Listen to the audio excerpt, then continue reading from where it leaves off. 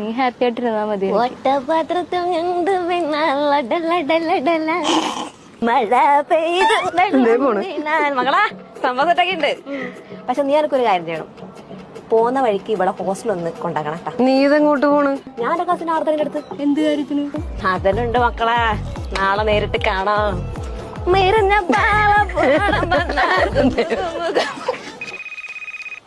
ആ മോളെ, എടാ നീ എവിടെയാ? ഞാൻ ദേ പള്ളിയിൽ കഴിഞ്ഞ് വീട്ടിലേക്ക് കേറാൻ പോണ്. അതെയോ?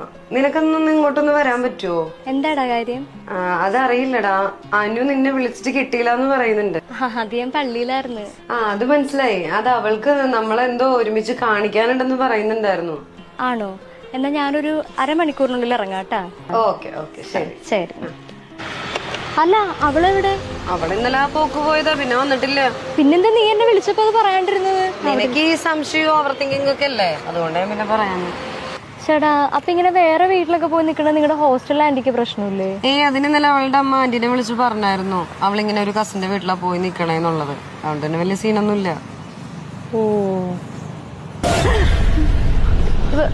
നീ ഇതെപ്പോ വന്ന് ഇവിടെ വെറുതെ മനുഷ്യരെ പേടിപ്പിക്കാനായിട്ട്?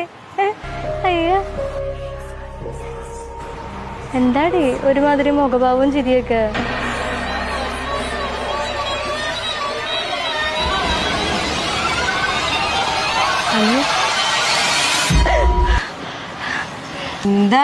എന്താടി നീ ഇവിടെ ചോദിക്ക്. അതിനവിടെ ആരും ഇല്ലല്ലോ.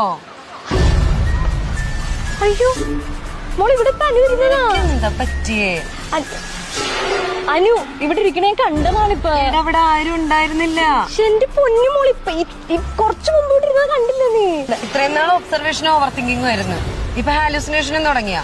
എന്റെ പൊന്നു മോളെ, ഞാൻ പറയണോന്ന് വിശ്വസിക്കടാ. അവളെന്തോ ഒരുമാതിരി ലാവൻഡർ കളർ ബനിയനും ബ്ലൂ ജീൻസ് ഒക്കെ ഇട്ടിട്ട് ഇരുന്നാർന്ന്. എടാ മോളെ, ഇവിടെ നമ്മള് മാത്രമേ ഉണ്ടായിരുന്നുള്ളൂ, അവിടെ ആരും ഉണ്ടായിരുന്നില്ല. എന്റെ പൊന്നേ. ആ ദേ വന്നല്ല മുതല്.